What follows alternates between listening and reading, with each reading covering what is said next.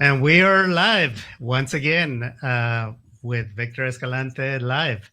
Jose, welcome to our show today. Thank you very much. We're happy to be here again. This show, for those of you that are joining us for the first time, today is the topic of how to sell to millennials. The topic is very interesting, and this is for realtors, brokers, as well as all the ancillary industries that support the real estate industry, such as mortgages, mortgage brokers, builders, and what else can you think that are ancillary industries, Jose? I think that covers pretty much it. I mean, title companies, you Title mentioned companies, yes, mortgage. Yes, yes, exactly. So, I mean, anyone that is basically involved in the whole process of, buying and selling properties in the Houston area, right? Even, right. yeah, We even inspectors. Yes, we are waiting on an expert guest that is going to help us with today's topic. So bring us up to date, Jose. What have you been up to? You got one Just minute to tell us what you've been up to. well, a lot going on in Houston. Obviously, it's a great city to be in. There are many things happening in the community. So we have a big festival going on this Saturday in That's the right. East I End. forgot Yes, about that. yeah, the East End Street Fest, which is basically a celebration of Latino culture, music, food, and it's happening in the East End on Saturday, May 6th. So that's our version of celebrating Cinco de Mayo. Yes, which is interesting because Mexicans don't celebrate Cinco de Mayo. That is a holiday that was created by beer companies in the states. Well, it is an historic event, right? So Correct. the, the, Yeah, the, the, the good thing is that, I guess we find an excuse to celebrate and, bring the community together somehow. And even, I mean, for those that don't know much about Latino culture, I mean, this is actually a good opportunity to learn about it. And that's what that's we're trying to do. Yeah, that's what we're trying to do with the Eastern Street Fest. Get on board and with the Cinco de Mayo celebration and bring people to know the Latino culture more. and you've been involved with this celebration since its inception, haven't you? Pretty much, yes. I mean, there's the famous and well-known Lupe Olivares, who is Yes. basically the creator of all this. Yeah. We basically took his concept and put it to work at a maximum level in the East End. And here we have Karen. Yes. Welcome Yeah. to our show, Karen. Good morning. Thank you so much Morning. for having me. How are you We've been guys? expecting you. We're good. We're talking about the Cinco de Mayo celebration in the East End. Mr. East End was explaining to us some of the history behind this Cinco de Mayo celebration. Yeah, Yes. but enough about Cinco de Mayo. We need to talk about real estate and millennials, Enough about Hispanic us. millennials. Let's Yes. dive in. Let's go ahead and get Yes, started. we'll get to So, the Karen, festivities in a minute. yeah. So, Karen, why don't you go ahead and tell us, as the subject matter expert, tell us a little bit about yourself and why you are so qualified to speak about today's topic. Well, thank you for that compliment, Victor. So my name is Karen Arvales. I'm with Remax Fine Properties. I've been in real estate 21 years this year. And so I do feel like I've kind of seen the different markets throughout these 2 decades. And I do help a lot of first time home buyers, a lot of Hispanic families get into their first homes. And so now we are getting into the millennials that are buying. They are the biggest generation besides the baby boomers that are affecting and making a big impact on home ownership. Karen, you may not have this number, but what percentage of your current sales make up millennial buyers or sellers? You know, I would say about 60%. That's a Oh lot. wow, that's Yeah. a big number. Yes. Yes. And it's no surprise because millennials are middle-aged. And middle-aged demographic, they have families that are on the move, constantly on the move, and millennials have a purchasing power unlike Generation X as it applies to Latinos. Wouldn't you say that, Karen?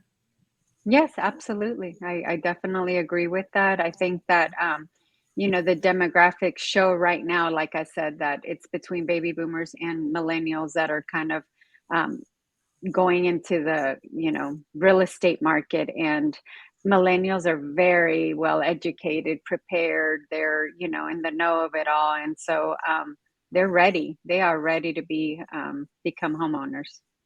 Okay, so let's go ahead and dive into some of the questions or some of the topics that we have prepared. So, what nuances in the sale and purchase of real estate between the Hispanic and general market as it applies to millennials? Tell us what those nuances are. So what I can tell you is that there's some differences in the cultural influence. There are some mortgage issues that still exist. There's still some disparities in the mortgage process.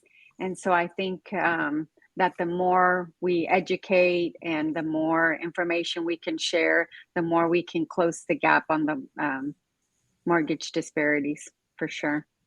So, the topic is how to sell to millennials. Okay, so what are the nuances that apply to mortgages with millennials? What are some of those distinctions that need to be addressed? So, obviously taking care of your credit, making sure that there's no, like, if there's any issues, that they know how to address them and take care of them, because they can be addressed within a, couple of, I would say, 6 months to a year. You can definitely take care of any issues that are on the credit. But saving for a down payment doesn't have to necessarily be the 20% down payment. There's a lot of great programs right now for first time home buyers. So learning about those, learning about, the areas where they want to buy, because it's correlates, right? The zip code and the down payment assistance, they go hand in hand. So just learning about these programs so that they can maximize the use and not feel like, they go to the traditional bank and, for example, they might be told, oh, no, you don't have 20% down, you don't qualify. That's not necessarily the end of the process. You got to keep going, you got to be persistent, and just understand what the roadblocks are so you can achieve that home ownership. This sounds elementary, but to millennials, this may be news that you may be earning a lot of money, but you may not have the disposable income. Talk about that, Karen. Yeah, so one of the things that lenders look at is the debt to income ratio. So you can make a lot of money, but if you have a lot of debt, then you're not necessarily in good shape. So you really need to keep that in check and make sure that, you're not accumulating a lot of debt, and that you are saving for the purchase of a home, because you are going to need to have, like, you know, a, a good amount of money to get in. And, even with down payment assistance, right, you're going to have moving expenses, you're going to have to pay your homeowner's insurance, you're going to have to, so you just want to be, like, well prepared, because they're analyzing your credit history overall, what comes in and what goes out. Okay, let's go on to the next topic. How do you sell to Hispanic millennials? Give us the secret sauce, Karen. Well, I think you have to be a trusted advisor. You have to take into effect the importance of family, right? The ties to the family, the heritage. And so, when I'm showing to Hispanic millennials, they'll bring the family, and I'm totally okay with that. I love it, because the more eyes, the better. So yes, I actually encourage them. I say, if there is someone that's helping you make this decision, please, like, have them come, because I'd rather address it up front and explain to them, guide them through the whole process. But they do, they have the grandparents, the cousin, the uncle, the aunt, like, just whoever, is their immediate support system, they will bring them. And so you have to build trust with them. Now, you do have to understand that there is the decision maker, right? And that's usually the person purchasing the property. But it's good why not educate the whole family in the process and tell them about the different neighborhoods, buying new versus old, or a townhouse versus a single family dwelling, because there's different needs. It's not just about it's about the lifestyle of the person who's purchasing as well. So you have to take a lot of different things into consideration. And Karen, I want to ask, given the fact that, many of them may not be well educated into the process of, buying a property, and also given the fact that there may be other people be influencing the decision that these millennials are making, how long is that cycle between, getting to know them to the point of actually buying a property? I mean, is it longer than the typical buyer? Yeah, I would say in some cases it can be, just because they have a lot of that influence from their elders. They'll say, no, my, I don't know, my cousin told me so and so, or this and that. And then, I have to pause, and then I have to dive deep into whatever they're saying, because you don't want Uh-huh.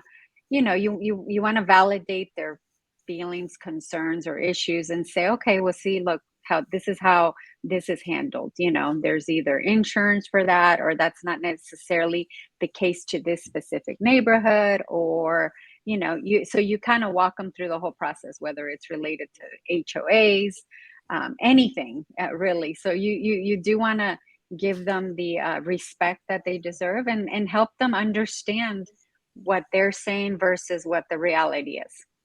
I want to address something, because I want to piggyback on what Jose was saying. Realtors are not trusted people in the industry. Yes, is that a fact? That can Why? be a true statement. Why are Well, realtors challenged to be trusted advisors in the sale and purchase of real estate? And I have my own biases that I can speak about, but I want to hear your take on it. um, you know, so me coming from 20 years of experience, I feel like I bring value to my clients, and I have the patience to educate and explain things to them.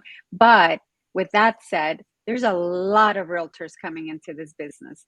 There's a Mhm. lot of realtors that have a full-time job and they're trying to do real estate. Yes. That's Mhm. that's not doing a good service for our reputation, or for the client, because sometimes you have situations where they're like, oh, well, my cousin just got their real estate license, and they're going to help me.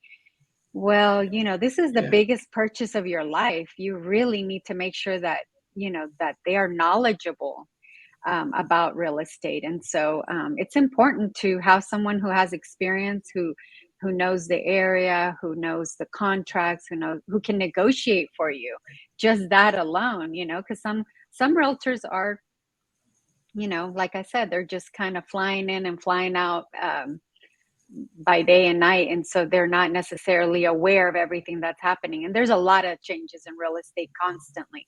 Laws, our forms are changing, the neighborhoods are changing, the HOAs are changing. If you're not aware of all that, you can get into some pretty sticky situations. So you establish trust in dealing not only with millennials, but just with anyone that you are either selling or listing a property. That's a given to succeed in the industry for 20 years.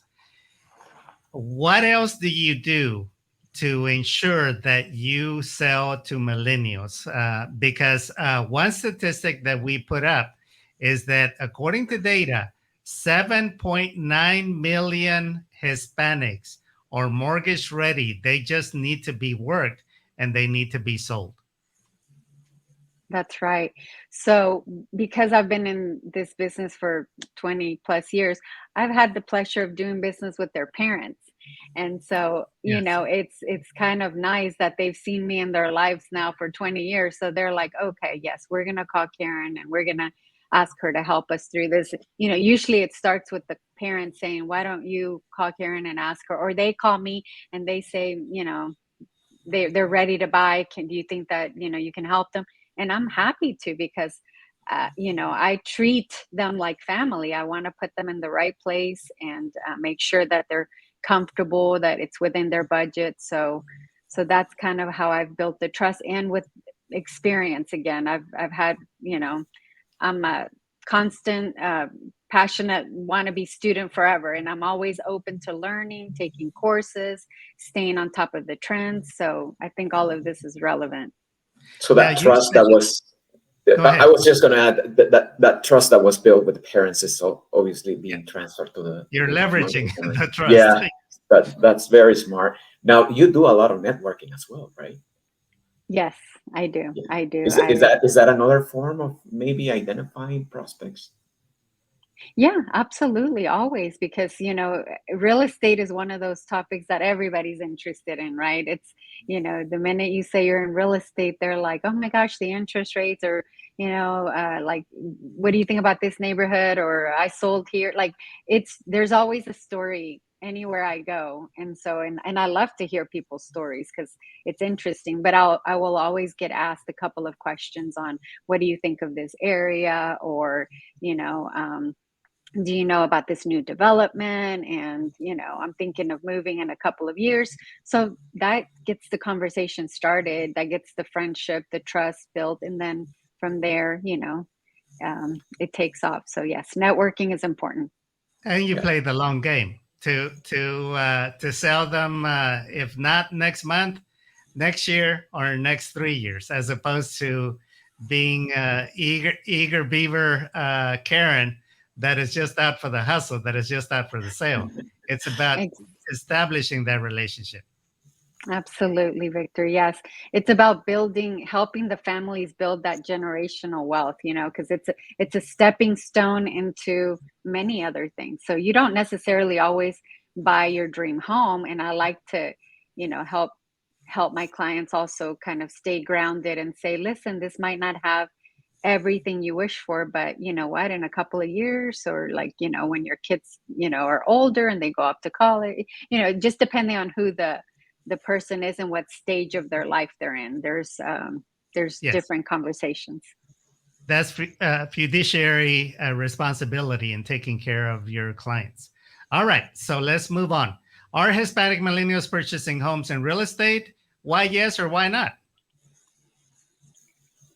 So yeah, I would say yes and no. I mean, yes, they are buying. They're the biggest demographic right now in the market. So yes, they are buying. They're making good money. They've kind of really taken advantage of the family support, right? So a lot of them, they went to college, they moved back home, they saved some money, and so they know what they want, where they want to be. They're very, some of them I would say are very practical. They want, for example, if they have pets, they want to be in a certain area. They want to be able to, go ride their bike, walk their pet. Like, they're focused on their lifestyle very much, and not wasting a whole lot of time maybe driving, right? Because That's then very that's taking, interesting. Yeah, that's yeah, very it takes interesting them about, away from. Mhm. yeah. And I want to ask you something about this. How are modern homes now being built to accommodate pets? Oh my goodness, it's the possibilities are endless. You have a room for a pet with like a shower for a pet. You have Yeah. the fancy doors for the pet. You have the dog parks in the community. I mean, it's just it's another family member. It's, they're fur babies, what they call them. So Yes. so you have to take that very serious. When they say like, I need to be, within a mile from the dog park, and I need to be like, that's a criteria right there. Don't discredit that, because when they're telling you their pet matters, then you have to listen. So I just found out about a friend that has a room with TV sets, and it's dedicated to the dog of the house. I found that amazing. yes, so there's this cool little gadget that they sell now where you can control it from your phone, and you basically can feed your pet treats Right. remotely from work. Wow. So And Karen, talking about Hispanic millennials or millennials overall, I mean, is it an age thing, the one that is playing here, or are we simply getting a lot of millennials in Houston? What do you have any insights about that? Uh, I know that we are getting a lot of people from different states to move to the Houston area. Are you seeing that yourself? Yeah, absolutely. I mean, Houston, regardless of what's happening all around us, like Houston and Texas is a great place to live. You can get a lot, it's still a very affordable city.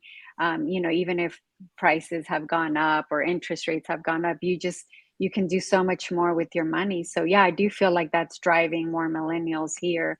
And they're really like savvy. They're smart with their money. They like to like enjoy the good things in life, but at the same time they understand long term this is going to be part of their goal to become a homeowner. So they definitely plan for that. And again, it is the biggest demographic. So millennials are now up there with baby boomers. And so there is that, they have similar buying criteria in some areas because, think about it, baby boomers are kind of downsizing, and Right. millennials, they want something small, practical. I want to be in the middle of everything, of all the action. I want to be able to walk to my, favorite restaurant and dog park, something like that. Gotcha. Victor? Okay, let's go on to our next question. What amenities are deal makers for Hispanic millennials, Karen? Give us the secret sauce. Okay, well, again, for some of them, it's having a place for family members. So, like maybe, Mm. if they're buying a house, again, we talked about, I think this last time, about the next generation construction, new construction, where it Yeah. now has a mother-in-law suite. So some of the older millennials, perhaps they're married and maybe have their first baby and they're buying their house, they are including this in their house because they want grandma to come over and cook and babysit, and so they want her to have her own little suite. But for millennials, like I said, it's having a little entertainment area because they want to be able to entertain their friends if they get together. So having some outdoor space, whether it's for their babies or their friends or their pets. So they have a lot of focus on specific entertainment, the barbecue, the covered patio, even like not so much the media room anymore, but just an area to hang out and gather around the kitchen, open concept. What Yeah, about the because gadgets? I yeah, was going to say, the yeah, TVs are a dinosaur now in homes for millennials, aren't they? And now Yeah, so it's the smart smart Alexa and home. all the other smart devices for streaming and for consuming media on their iPads or other means, as opposed to Gen Xers and Boomers that still rely on TVs. I bet you have a TV in every home, in every room, Jose. uh, I have my computer Come and my on, be phone. honest You with us. know, Be honest. I am an omni-channel kind of guy, right? I mean, Okay. don't depend on one device, but you have multiple devices, and I think that's where some of the interest may be in some of these millennials, right? I mean, having the capability to be able to connect to fast speed internet, and in that place that they're going to be calling home, because they know that a lot of the gadgets that they bring into the house depend on that. I would say, and that's a factor, wouldn't you? Yes, yes. Talk So about the so the hybrid new workspace, yeah Karen. The the hybrid yeah workspace as it relates to millennials. Absolutely. The newer construction, it's all about the smart home. Everything needs to be controlled from your phone. The AC, you even have the refrigerators now that, you can watch the news, hear the music, like everything's connected, everything's managed. And so for the people who are working hybrid, importance of having high speed internet, like you got to have like the latest and greatest, you know, form of being on multiple devices because you also have, other family members that are doing the same. What has surprised you the most, Karen, about selling to millennials? Give us about a recent, like you had an aha kind of awakening to the realities that millennials are uniquely nuanced. They're, surprisingly like set in their ways of certain things that they want, So if they want to be in a high rise because they like the, what I call the sweet life of Zack and Cody. I don't know if you guys ever heard of that show, but they kind of grew up with that and they love the amenities. They love the resort style pool and gym. And so some of them definitely want the like luxury lifestyle, let's call it that. And then, yeah, so they just have specific things that they really want and they don't want to deviate from them. Okay. And so Well, that's guys, interesting. we have 3 minutes. This conversation has gone by very fast. Tell us, give us a summary, Karen, of selling to millennials. What would you say to realtors, brokers that they need to be aware of? I would say that it's very possible to become a homeowner. Some of them I think feel like they're not necessarily ready. They don't have all the boxes checked off, and that's not true. There is a plan, there is a roadmap for every millennial to become a homeowner. And I would say don't wait. Just get started, whether it's your first place is a condo, a townhouse, or a single family house. There is a way for you to become a homeowner. There's so many great things going on right now as far as housing affordability and promoting the first time home buyers. So definitely I would say just find out, call me. Yeah. Or Right. Awesome. call your favorite realtor. Right. We And have a find mutual out. friend. We have a mutual friend that's jumping in on this conversation. Shout out to Cesar Rincon, Jose, Cesar who, Rincon, oh, yeah. who is joining us. I He's the invited him salesman of to tune Houston. in. Yeah. He But, but, says, great TV show. So thank you, Cesar. but Karen, before we go, we didn't ask you about locations. Where are they buying these homes? Is there any Oh, specific area? The so clusters. Tell us about the clusters. yeah, so again, they love the heights. They love to be in the city. I would say the majority of them. The older ones might venture off into the master plan communities for reasons like they're settling down with family.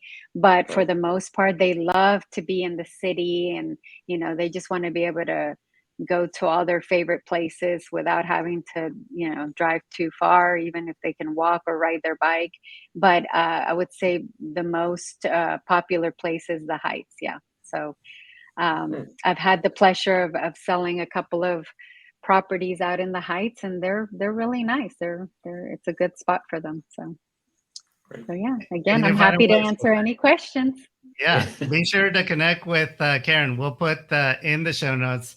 We'll put her contact info. Any final words, Jose? Other than go see you at the Cinco de Mayo Eastern Fest. Yeah, join us on Cinco de Mayo. Well, not on Cinco de Mayo, but on 6 de Mayo. 6 de Mayo, yeah. Yeah, it's going to be this Saturday, 6 de Mayo, in the Eastern Esplanade, right in front of the original Ninfas. It's going to be a lot of fun. We're going to have plenty of music, plenty of entertainment for the kids. The Lowrider Show, which is the one that I like the most, by the way. Those cars are fascinating. So it's going to be a lot of fun. So, hopefully you can join us. Well, That thank sounds you, like fun. Karen, for joining us today on our show. And stay tuned, folks. Next week, we'll do it all again. Have a great weekend. Thank you so much